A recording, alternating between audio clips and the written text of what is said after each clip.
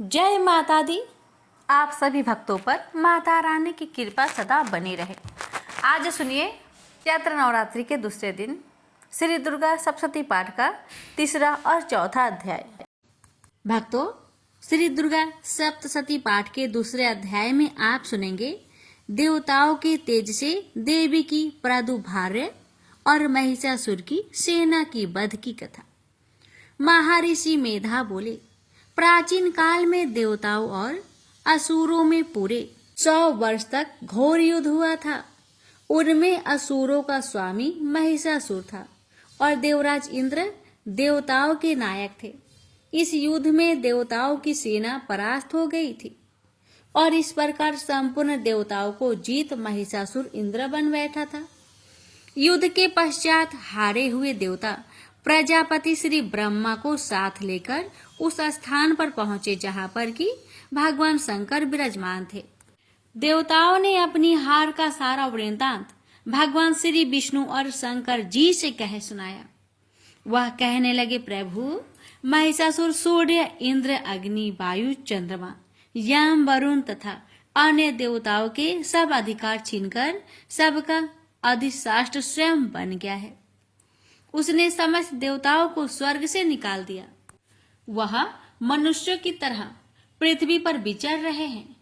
दैत्यों की सारी करतूत हमने आपको सुना दी है और आपकी शरण में इसलिए आए हैं कि आप उनके वध का कोई उपाय सोचे। देवताओं की बातें सुनकर भगवान श्री विष्णु और शंकर जी को दैत्यों पर बड़ा गुस्सा आया। उनकी भौहें तन गई और आंखें लाल हो गई। गुस्से में भरे हुए भगवान विष्णु के मुख से बड़ा भारी तेज निकला और उसी प्रकार का तेज भगवान शंकर, ब्रह्मा और इंद्र आदि दूसरे देवताओं के मुख से प्रकट हुआ। फिर वह सारा तेज एक में मिल गया और तेज का पुंज वह ऐसी दिखता था जैसे कि ज्वलमान पर्वत हो। देवताओं ने देखा कि उस पर्वत की ज्वाला चारों ओर फैली हुई थी और देवताओं के शरीर में प्रकट हुए उस तेज की किसी अन्य तेज से तुलना नहीं हो सकती थी। एक स्थान पर इकट्ठा होने पर तेज एक देवी के रूप में परिवर्तित हो गई और अपने प्रकाश से तीनों लोकों में व्याप्त जान पड़ा। वह भगवान शंकर का तेज था। उससे देवी का मुख प्रकट हुआ। यमराज के तेज से उनके सिर के बाल बने। भगवान श्री विष्णु के तेज से उनकी भुजाएं बनी। चंद्रमा के तेज से दोनों स्तन और इंद्र के तेज से जंघा और पिंडली तथा पृथ्वी के तेज से नितंब भाग बना। ब्रह्मा जी के तेज से दोनों चरण और सूर्य के तेज से उनकी उंगलियां पैदा हुई और कुबेर के तेज से नासिका बनी। प्रजापति के तेज से उनकी दांत और अग्नि के तेज से उनके नेत्र बने। संध्या के तेज से उनकी भौहें और वायु की तेज से उनकी कान प्रकट हुए। इस प्रकार उस देवी का प्रादुर्भाव हुआ था। महिषासुर से पराजित देवता उस देवी को देखकर अत्यंत प्रसन्न हुए। भगवान शंकर ने अपने त्रिशूल से एक त्रिशूल निकालकर उस देवी को दिया और भगवान विष्णु ने भी अपने चक्र में से चक्र निकालकर उस देवी को दिया।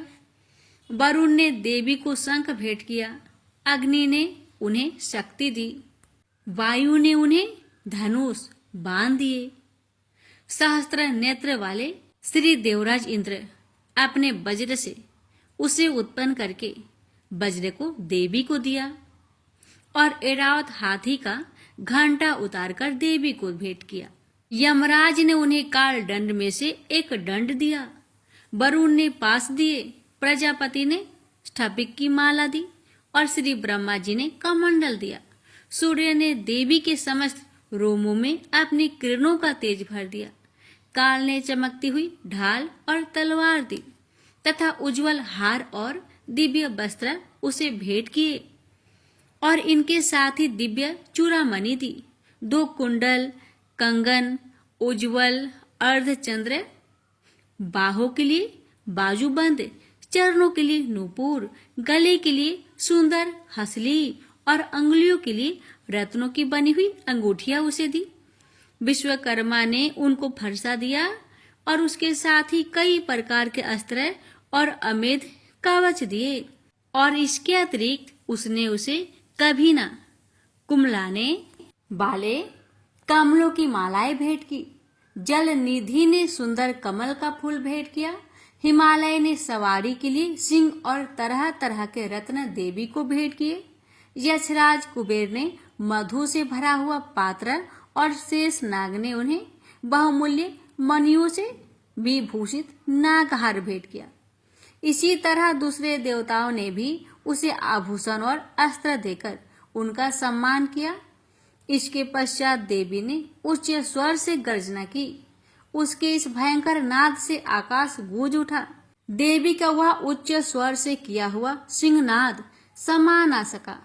आकाश उनके सामने छोटा प्रतीत होने लगा।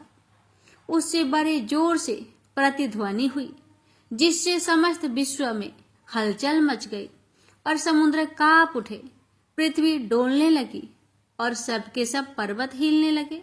देवताओं ने उस समय प्रसन्न होकर सिंह वाहिनी जगत मई से कहा, हे देवी, तुम्हारी जय हो। साथ ही महर्षियों ने भक्ति भाव से विनम्र होकर उनकी स्तुति की। संपूर्ण त्रिलोकी को शोकमान देखकर दैत्यगण अपनी सेनाओं को साथ लेकर और हथियार आदि सजाकर उठ खड़े हुए। महिषासुर के क्रोध का कोई परावर न था। उसने क्रोध में भरकर कहा, यह सब क्या उत्पात है। फिर वह अपनी सेना के साथ उस ओर दौड़ा जिस ओर से भयंकर नाद का शब्द सुनाई दिया था, और आगे पहुंचकर उसने देवी को देखा, जो कि अपनी प्रभा से तीनों लोगों को प्रकाशित कर रही थी। उसके चरणों के भार से पृथ्वी दबी जा रही थी। माथे के मुकुट से आकाश में एक रेखा सी बन रही थी, और उसके धनुष के टंकार से सब लोग क्षुब्ध हो रहे थे। देवी अपनी सहस्त्रों भुजाओं को संपूर्ण दिशाओं में फैलाए खड़ी थी। इसके पश्चात उनका दैत्यों के साथ युद्ध छिड़ गया, और कई प्रकार के अस्त्र शस्त्रों से सबकी सब दिशाएं उद्भासित होने लगी। महिषासुर की सेना का सेनापति चिछुर नामक एक महान असुर था। वह आगे बढ़कर देवी के साथ युद्ध करने लगा और दूसरे दैत्यों की चतुरंगिनी सेना साथ लेकर चामर में रहने लगा, और 60,000 महारथियों को साथ लेकर उदग्र नामक महादैत्य आकर युद्ध करने लगा। और महाहनु नामक असुर 1 करोड़ रथियों को साथ लेकर, असीलोमा नामक असुर 5 करोड़ सैनिकों को साथ लेकर युद्ध करने लगा। बास्कल नामक असुर 60 लाख असुरों के साथ युद्ध में आ डटा। बिडाल नामक असुर 1 करोड़ रथियों सहित लड़ने को तैयार था। इन सब के अतिरिक्त और भी हजारों असुर हाथी और घोड़ा साथ लेकर लड़ने लगे, और इंद्र सबके पश्चात महिषासुर करोड़ों रथों, हाथियों और घोड़ों सहित वहां आकर देवी के साथ लड़ने लगा। सभी असुर तोमर, भिंदीपाल, शक्ति, मूसल, खड्गों, फरसों, पर्टियों के साथ रणभूमि में देवी के साथ युद्ध करने लगे। कोई शक्तियां फेंकने लगे और कोई अन्य शस्त्र आदि। इसके पश्चात सब के सब दैत्य अपनी अपनी तलवारें हाथों में लेकर देवी की ओर दौड़े और उसे मार डालने का उद्योग करने लगे। मगर देवी ने क्रोध में भरकर खेल ही खेल में उनके सब अस्त्र शस्त्रों को काट दिया। इसके पश्चात ऋषियों और देवताओं ने देवी की स्तुति आरंभ कर दी, और वह प्रसन्न होकर असुरों के शरीर पर अस्त्र शस्त्रों की वर्षा करती रही। देवी के वाहन भी क्रोध में भरकर दैत्य सेना में इस तरह विचरने लगा जैसे कि वन में दावानल फैला रहा हो। युद्ध करती हुई देवी ने क्रोध में भर जिस पर श्वासों को छोड़ा, वह तुरंत ही सैकड़ों हजारों गणों के रूप में परिवर्तित हो गए। फरसे, भिंदीपाद, खड्ग तथा पाडिस इत्यादि अस्त्रों के साथ दैत्यों से युद्ध करने लगे। देवी की शक्ति से बढ़े हुए वह गण दैत्यों का नाश करते हुए ढोल, शंख व मृदंग आदि बजा रहे थे। तदंतर देवी ने त्रिशूल, गदा, शक्ति, खड्ग इत्यादि से सहस्त्रों असुरों को मार डाला। कितने को घंटे की भयंकर आवाज से ही यमलोक पहुंचा दिया। कितने ही असुरों को उसने पास में बांधकर पृथ्वी पर धर घसीटा। कितनों को अपनी तलवार से टुकड़े टुकड़े कर दिए और कितनों को गदा की चोट से धरती पर सुला दिया। कई दैत्य मूसल की मार से घायल होकर रक्त बामन करने लगे और कई शूल से छाती फट जाने के कारण पृथ्वी पर लेट गए और कितनों की बाण वर्षा से कमर टूट गई। देवताओं को पीड़ा देने वाले दैत्य कट कट कर मरने लगे। कितने की बाहें अलग हो गई, कितनों की ग्रीवाएं कट गई, कितनों के सिर कटकर धूप भूमि पर लुढ़क गए, कितनों के शरीर बीच में से कट गए और कितनों की जंघाएं कट गई और वह पृथ्वी पर गिर पड़े। कितने ही सिरों व टांगों के कटने पर भी भूमि पर से उठ खड़े हुए और अस्त्र हाथ में लेकर देवी से लड़ने लगे और कई दैत्यगण भूमि में बाजों की ध्वनि के साथ नाच रहे थे। कोई असुर जिनके सिर कट चुके थे बिना सिर के धड़ से ही हाथ में अस्त्र लिए हुए लड़ रहे थे। दैत्य रह रहकर ठहरो ठहरो कहते हुए देवी को युद्ध के लिए ललकार रहे थे।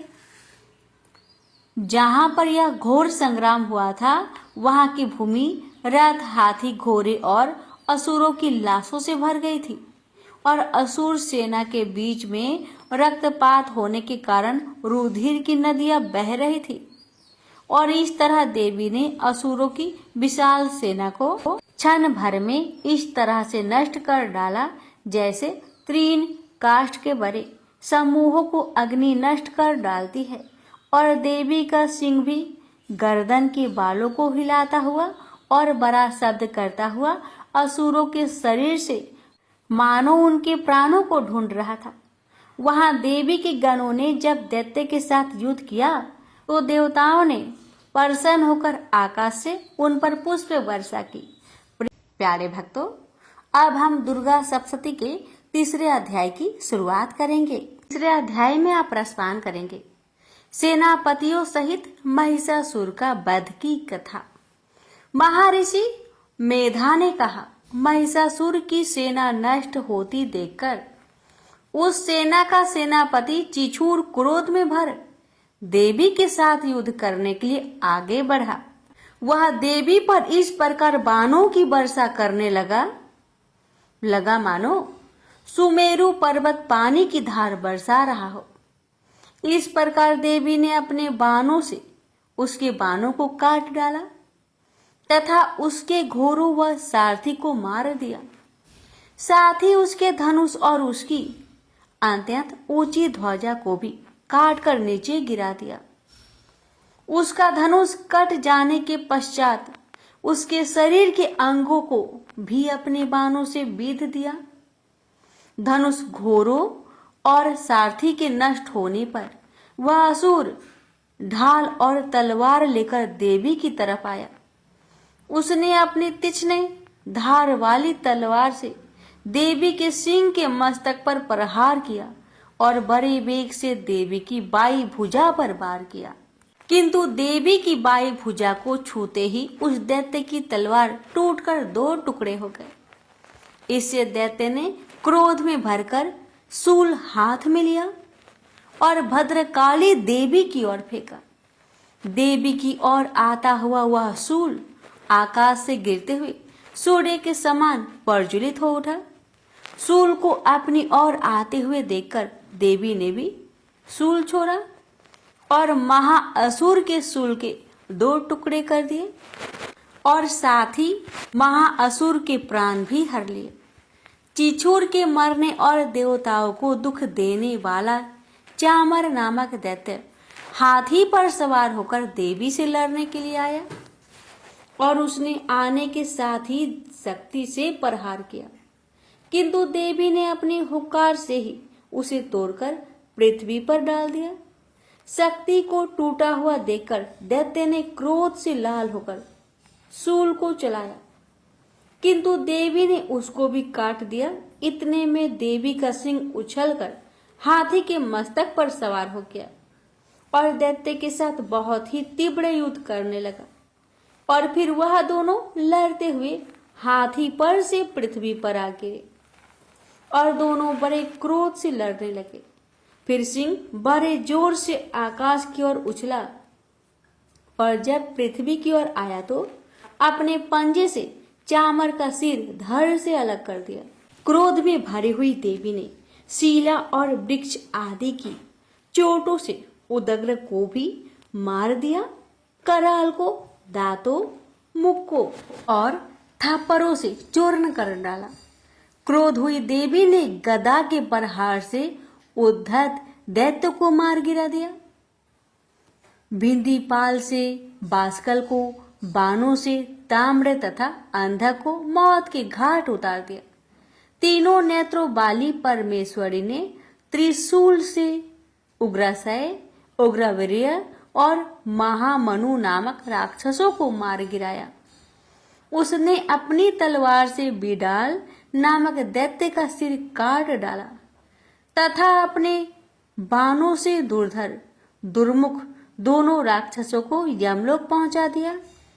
इस प्रकार जब महिषासुर ने देखा कि देवी ने मेरी सेना को नष्ट कर दिया, तो वह भैंसे का रूप धारण कर देवी के गणों को दुख देने लगा।